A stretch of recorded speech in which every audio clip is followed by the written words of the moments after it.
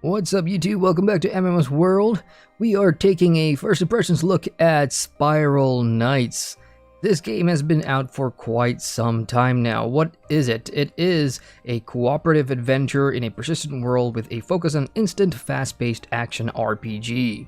Some of the key features includes co-op exploration, where the Clockworks offer challenges that are best tackled with friends or with other players. You'll fight monsters, solve puzzles, and of course it is free to play. First released in 2011, I think. It's been some time since I first jumped into this game, so we're going to be spending 10, 15, 20 minutes in Spiral Knights in 2019 to see if this game is still fun, and we'll be showing you what your first steps are. So when you first log in, and we're playing this on Steam, of course, so you'll get a little bit of a cutscene showing you what the story is in the Clockwork world and all that good stuff, and then we'll come to the character creation, which is what we are staring at. So we can now create our character. We can select what kind of helm you want to use.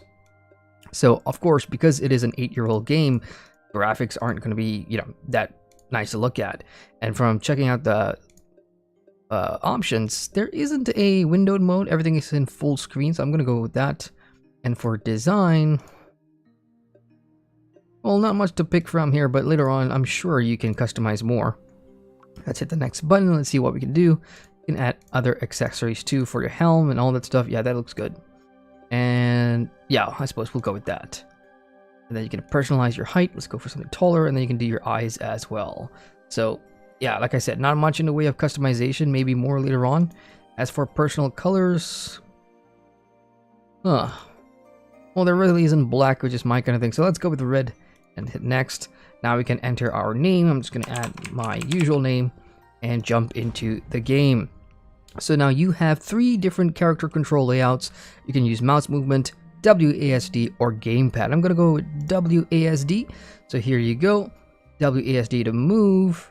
Next weapon is spacebar, chat is enter, and then use your mouse for attacks. Left mouse to attack and right mouse to defend. That sounds easy enough. Let's jump into the game and see what gameplay is all about. Alright, so here we are in the world. This is the crash out, of course, the beginning of the tutorial story. Let's take a look at the UI for a second. On the top left is your character portrait with your health bar. Clicking on that will give you options for party, equipment, add friend, create a guild, and all that good stuff. On the right side of the map is your minimap, of course. You can toggle the map, which you can see on the screen right now. You can just click that off. Oops. And you can lock the minimap as well.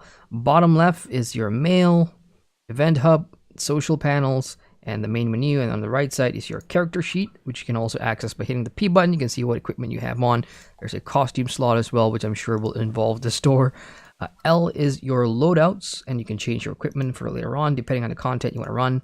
U is the forge, which I guess is where you upgrade your equipment. And I is your inventory, to show you what you have, and these are all the stuff that I've got. All right, so enough of the UI. Pretty clean, pretty basic. I like it the way it is. There's no like skill hotbar or anything. So let's go ahead and move around. WASD to move, and your mouse cursor will just dictate which direction you're looking at. And of course, left mouse to shoot, and I'm holding that down for a harder hitting gun blast. And if I don't want to use gun, I'm just gonna mouse scroll and then change to the sword. And same thing applies. Holding the attack button for a longer time will hit a harder damage. So here you go. Rendon's talking to me. Come in, Haffel. Are you there? This is Recon Knight Rendon. And the story takes place using the dialogue. So at the bottom here, you can see, I'm ready. What happened? And I hit space to continue. Oh, no. I have to hover over it and then click it. Alright, you just hit the surface of Cradle, a brand new world. My escape pod crashed just north of your position. We should meet up and find the nearest rally point. Be careful and ready your sword. There are hostile creatures everywhere. Roger that. So now we're going north to meet Rendon and his crash site. Yeah, I'm just going to hack around. You can see hacking different things will give you some little drops out in the world. I got like a dollar coin earlier. Yeah, like that. So that was like a coin, a currency of some sort. Clear a path using the left mouse, and you don't have to power up an attack for that. You can just start spamming your mouse skills, and go from there. So far, I gotta say, having play more modern games that utilizes this style of RPG game mechanics, almost like a top-down view, with multiple control sets. Oh, monsters ahead. Aim at your enemies with left mouse.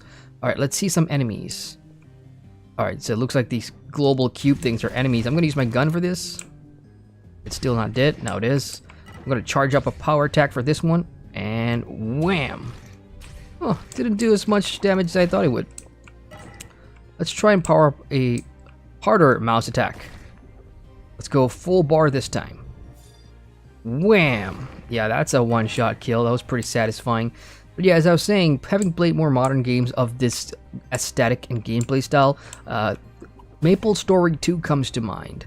It does offer a lot of fun for casual play, which also begs the question, could this be a mobile game? Should it be a mobile game? In fact, it could already be a mobile game. I'll have to double check that with you guys.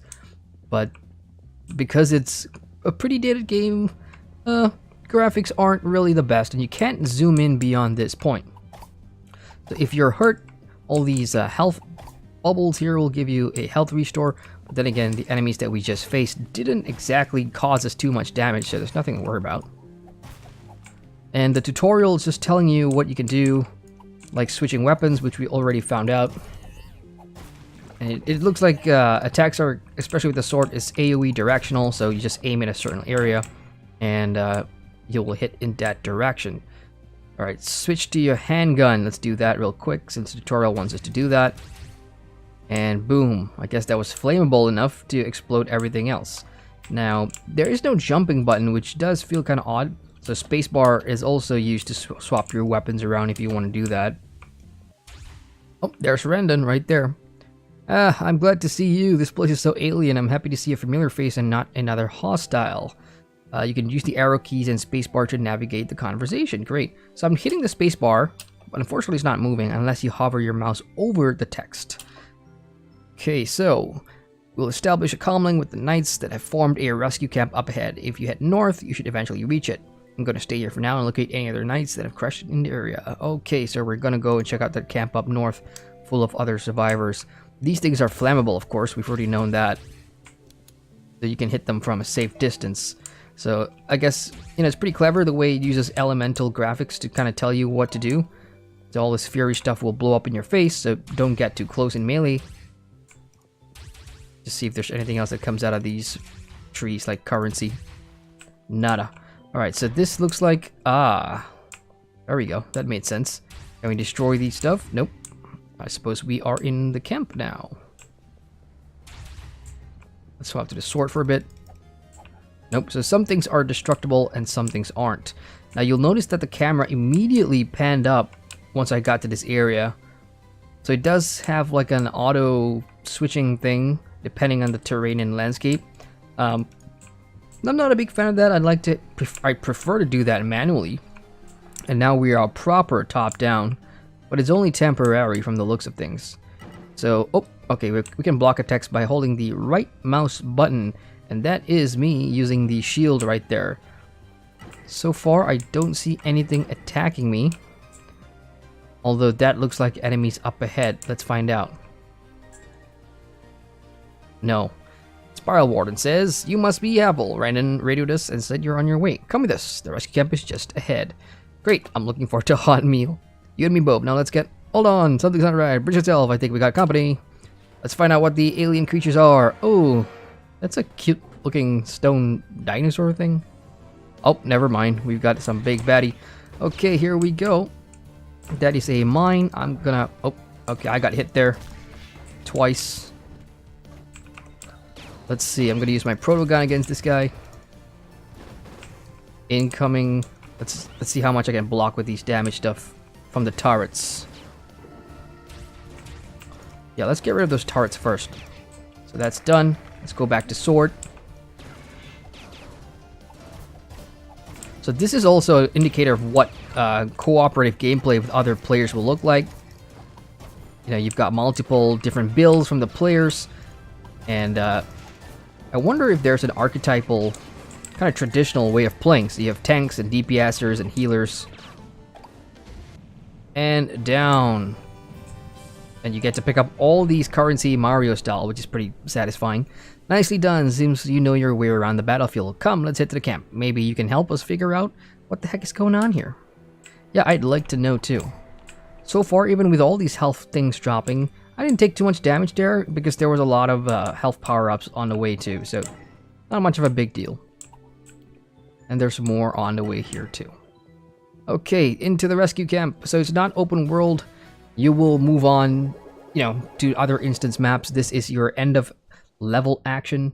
You can see everything that you have on, especially your gear levels up. And I got a Steam achievement too, which you guys can't see. But yeah, there's about 54 Steam achievements for Spiral Knights if you are playing through Steam. So Rescue Camp 2 before night falls. Here we go. There's activities now on my screen. There's, let's open that again. Coliseum, which looks like a PvP. King Krogmo's Coliseum, which you can spectate. I can play with a random team. Or Blast Network, which is a free-for-all. Okay, let's see. Battle for domination of control points utilizing special class mods. Alright, there's an entry fee for this. It's 200 of these currency, which I'm not sure what. And I don't know how much currency I have. So we'll save that. Guild matches and leaderboards. There is leaderboards. Interesting. There's also Supply Depot, which, this is your store. So let's just check this out for a sec. You can trade here. So I suppose this is the in-game sort of like conversion where you can buy energy for crowns and vice versa. So those are the two premium currencies. This is the market at the moment. These are the last known prices. So that's interesting. And then you have all these other stuff. Costume, shield. Let's see. So you can buy stat gear in the store, which you never like to see in a game like this, but Spiral Knights is free to play, so that really comes down to how much you enjoy the game. There is keys in here for lockbox, so there is RNG lockboxes as well, so that should pretty much tell you everything you need to know about the store. So here's Greta. Greetings, I'm Squattler Greta. You must be Haffle. Okay, what's the problem? In short, this camp has no power and the sun is setting soon. So, what do we have to do? We need to channel power to rescue camp so that we can set up a defensive perimeter. Okay, there's a generator below the camp. It should be sending power to the surface. Go and investigate. Okay, so now you have a bunch of objectives here. I wonder how many objectives you can pick up. Let's see. We can initiate a conversation as well. Cradle's a dangerous world, and it's important to make sure you have powerful gear in your arsenal. To do that, you'll need the help of the Forge. So the Forge is something we already know as something to upgrade your gear, right? So use the heat stored in your gear, combines it with the power of fire crystals to unlock new potential. Got it. So in town, you can access Forge anytime. So that's the button we're looking for. Okay, so let's give that a shot. I suppose these are the upgrading materials. Yeah, these are the fiery crystals. Can be obtained from the supply depot. Earned by completing certain missions and found in treasure blocks in the clockworks.